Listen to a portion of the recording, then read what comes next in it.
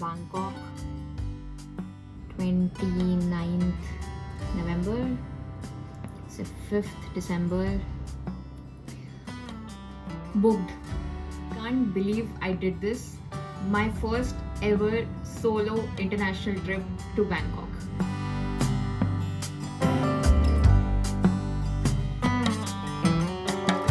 We have finally landed in Bangkok.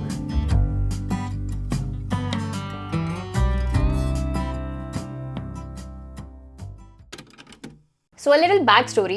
मैंने 2024 के beginning में अपनी skill of the month series start की थी, जिसमें मैं हर महीने एक नई स्किल सीखती हूँ just to get out of my comfort zone. And काफ़ी स्किल सीखने के मिडवे ही मैंने रियलाइज कर लिया था कि मुझे इसे कभी ना कभी तो इंटरनेशनल लेवल पे लेके जाना है। ये मेरी एक विश थी। एंड फॉर्चुनेटली मुझे एक ऐसी अपॉर्चुनिटी मिली भी कि अगस्त में मैंने एक ग्रुप ट्रिप अनाउंस कर दिया था थाईलैंड के लिए, जिसमें हम सब मिलके म्यो थाई सीखने जाएंगे। बट जब तक नवंबर आया हम सबको रियलाइज हो गया था कि वो ट्रिप करना पॉसिबल नहीं है। एंड अब जब वो नवंबर वाली ट्रिप कैंसिल हो गई तो मैंने सोचा कि यार नवंबर में तो मेरा बर्थडे भी है एंड इतने सारे मैं सोलो डेट्स पे जा चुकी हूँ, तो क्यों ना एक सोलो ट्रिप पे भी जाया जाए।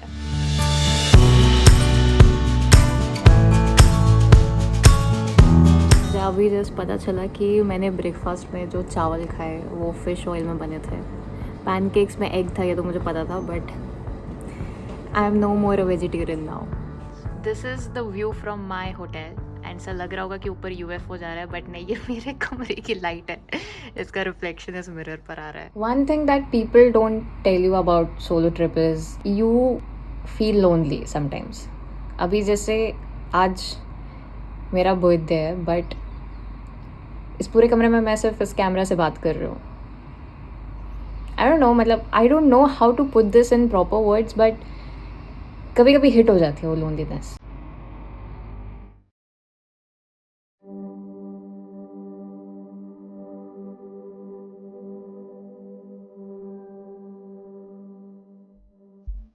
Alright, so this is my birthday dress.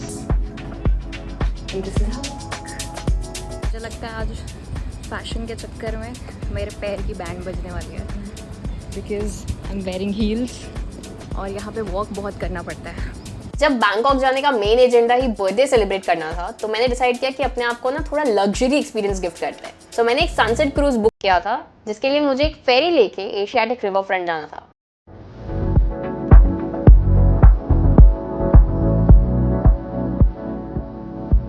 वहां से क्रूज की बोर्डिंग थी and I was ready to enjoy the beautiful sunset over the river with the cool breeze and stunning views of the city.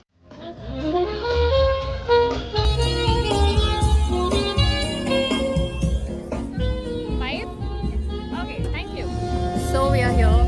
This is the Asiatic River Front and this is the cruise that I booked for my birthday.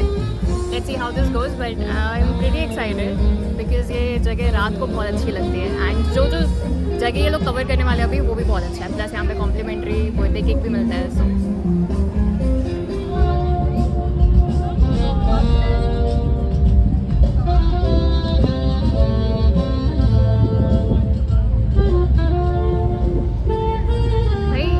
सब लोग यहाँ ऐसे buffet वगैरह से ले रहे हैं।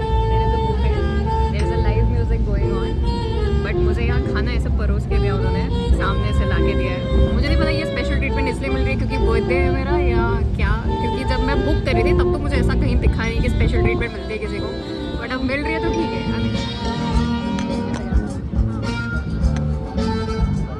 मैंने 4-5 बार उससे कंफर्म किया था कि वेज है कि नहीं, तो इसमें मुझे ऐसा लग रहा है कि कुछ चीज़ें वेज नहीं हैं। उसने बोला टोफू है, but I am very doubtful कि ये सच में टोफू हो सकता है, पता नहीं।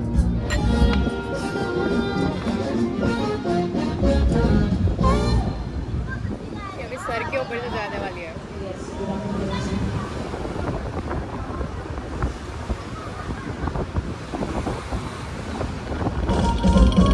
Happy birthday to you. Happy birthday to you. Happy birthday, happy birthday, happy birthday to you. Happy birthday to you. Where are you from? India. India. Happy birthday, happy birthday. Well, more birthdays to come, and I hope you can Thank go you, together thank you. for It's so okay. many. Thank you so much, ma'am, from India. Thank you. Happy birthday to you. Thank you so much, ma'am. Shukriya.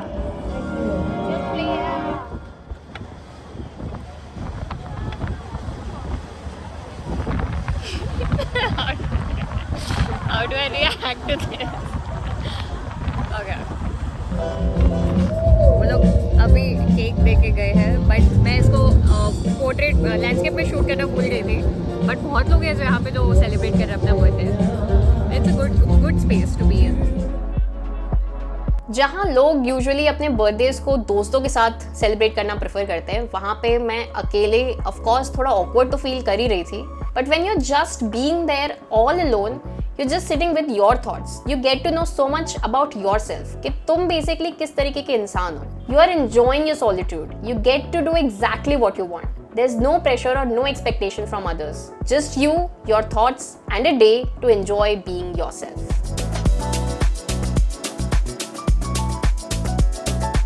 So finally the day is over for me and मेरे पैर की band बजी पड़ी है भाई. बहुत दुख रहा है. हील्स ने अच्छा साथ दिया, बट नेक्स्ट टाइम सिर्फ जूते पहनूंगी, हील्स नहीं पहन रही. Fashion is painful. Alright, so I am in my room. सबसे पहले इसको निकालते हैं. जस्ट व्हेन आई थॉट कि the day is over, the hotel staff kept this for me. How sweet of them to gift me this little cake. I think ये cheese cake है. But yeah, it's pretty. So it's my day 4 in Bangkok और मुझे ऐसा लग रहा है कि मैंने अपनी आइटनरी अच्छे से प्लान नहीं की है. मैं पटाया या फुकेट भी जा सकती थी, बट पता नहीं क्यों मैं I am not a beach person, I am more of a mountain person. तो मुझे बीचेस इतने पसंद नहीं. पटाया में वही सब चीज़ें थी. एक वॉकिंग स्ट्रीट थी. जब मैं यहाँ के नाना प्लाजा में नहीं जा पाई तो मैं वहाँ के वॉकिंग स्ट्रीट में तो बिल्कुल नहीं जा पाती. तो मुझे पता है. और वहाँ पे वेज फूड वैसे तो मिल ही जाते हैं. वेज फूड इतना कुछ डिफिकल्ट नहीं है, स्पेसिफिक एरियाज में मिल जाते हैं. बट अगैन मुझे ऐसा लग रहा है कि मैंने 6 दिन बैंकॉक के लिए थोड़े ज़्यादा ही बिता दिया. अभी मैं वही सोच रही हूँ कि मैं करूँ तो करूँ क्या. आज के दिन क्या प्लान करूँ. Oh my God, did I just notice a Thai celebrity? I think that guy in black.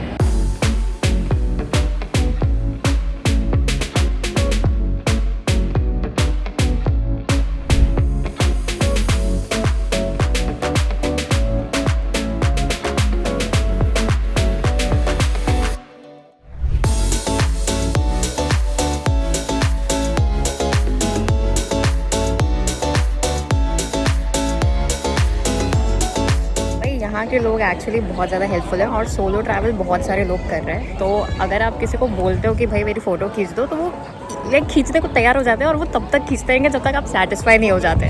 तो मेरे केस में मुझे तो फ़ोटो खिंचवाने के लिए इतनी मेहनत नहीं करनी पड़ती. बस टूटी फूटी इंग्लिश में थोड़ा बोलना पड़ता है लोगों को और थोड़ा उनको समझाना पड़ता है कि यू नो ये एंगल से ले लो एंड जस्ट कीप क्लिकिंग. और मैं पोज बदलती रहती हूँ, तो वो कहीं ना कहीं फिर मेरी अच्छी फ़ोटोज़ आ ही जाती है. एंड एक और टिप है कि पहले आपको ढूंढना पड़ता है कि ऐसा कौन सा सोलो ट्रैवलर है जो खुद की सेल्फीज़ वगैरह क्लिक कर रहा है. फिर उसके पास जाओ, उसको पूछो कि क्या मैं आपकी पिक्चर क्लिक कर सकती हूँ. मोस्टली हाँ कर देते हैं. फिर आप उनकी पिक्चर क्लिक करो, फिर उनको बोलो कि आप मेरी